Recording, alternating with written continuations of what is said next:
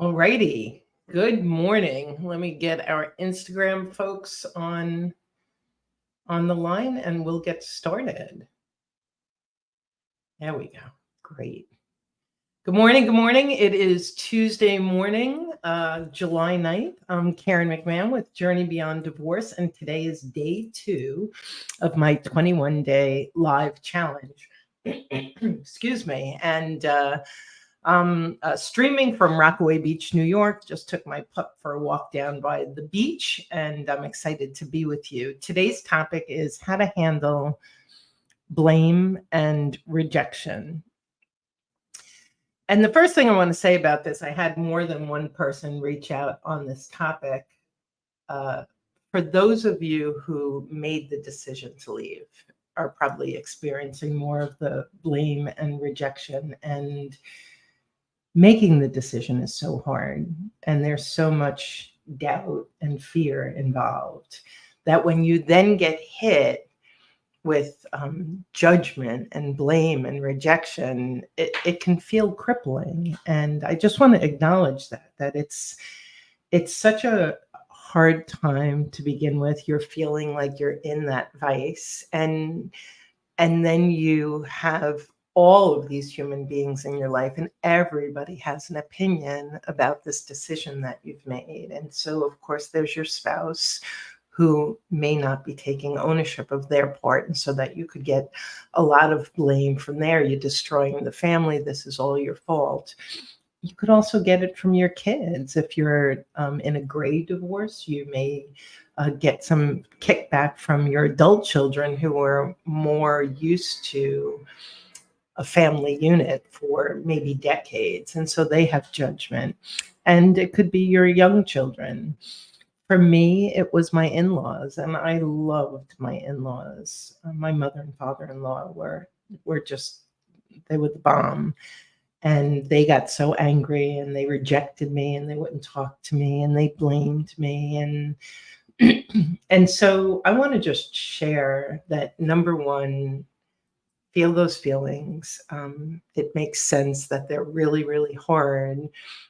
And yet there's a number of steps that you could take to at least minimize the pain of them. And so the first thing is explore your part. And this is hard because we get very defensive. But as people are saying things, and this is the blame part or the judgment part, just notice if any of it's true, if any part of it's true. And because of two reasons. One is you could acknowledge it, at least to yourself, if not to the other person. Yes, it's true that I A, B, and C. But the other thing that's equally as important is the level of your pain is going to be based on the truth in their statement. And so if you believe even a piece of what they're saying, so for instance, you're going to destroy the children, right? So it's a fear of all of ours. And if you could sit with it and say, well, that hurts so much that they would say that about me, but do I think that? Do I think that I'm going to hurt the children? Do I think that maybe this isn't a good decision, or a part of this decision is selfish because I'm taking care of myself and hurting the children? Going there is really helpful, because that's going to inform. The more self-doubt, the more self-judgment you have, the more other people's judgment towards you is just going to slay you. So the first thing is to just see, like, what part of this do I believe it? Do I believe? And then notice that someone might have one criticism of you and it doesn't sting that much because you don't believe it, you don't own it. Another one, you do.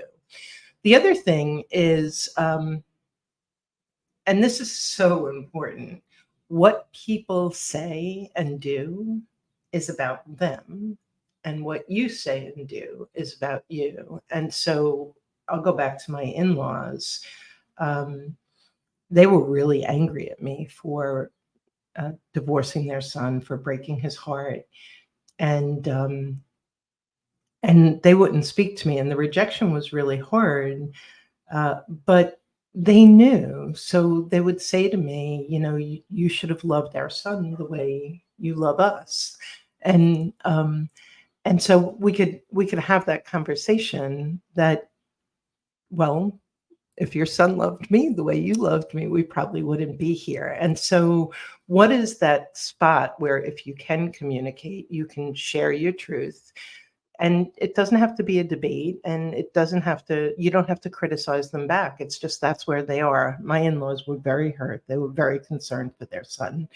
And with kindness, that was turned around. And the other thing is, people show up as themselves, right? And so one of my favorite sayings is to be expecting and accepting. So you might have a friend who turned on you, but you start looking and going, wow, they actually, they pivot pretty quickly. They've turned on other people. I've seen this behavior before, and that's just so great for us for every relationship we're in. When we expect people to show up like us, that's not a great idea. We'll often be disappointed or frustrated. But when we see how someone shows up, if someone has judgment, if someone has a lower emotional capacity, if someone shuts down, whatever that is, if you know that about them, then it's like, okay. So that's the blaming part. The rejection part is, it's just hard, right? I know with my in-laws, I was heartbroken about that. And yet I knew I was able to kind of go through these steps and know that they're rejecting me because they're so hurt for their son. And so, what do you do with that? Uh, I think that the one thing is always come back to people with kindness, because if there's a way of healing, it's going to happen through kindness. And then the other thing is, I've recently had some family rejection in my life, and uh, how do I fill that space? And so it's also the opportunity to lean into friends who are there for you, or family members who are there for you, or go out and find new people and fill those spaces. And so this is such a big transition, and it's a transition on so many different levels. Today, in some ways, we're talking about all of the different relationships that begin to transition when we make this decision, and when we have to handle blame and judgment and rejection. And so, if this is your situation, again, just in summary, you want to look at, if someone's criticizing and judging you, what's your part? How much of what their judgment do you believe, even if it's not your part? Own what you can. Notice, and if you have beliefs that aren't true about you, then that's an invitation for you to do that work. How true is it?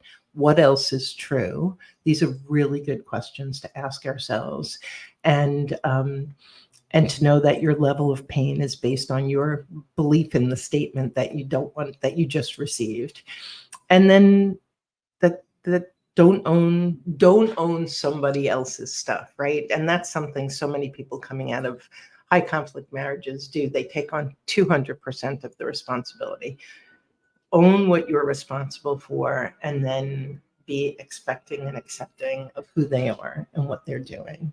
And so I hope this helps.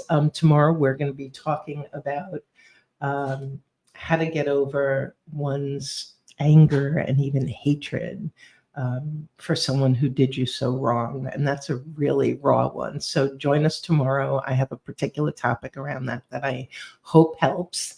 And enjoy your day. I'll see you tomorrow.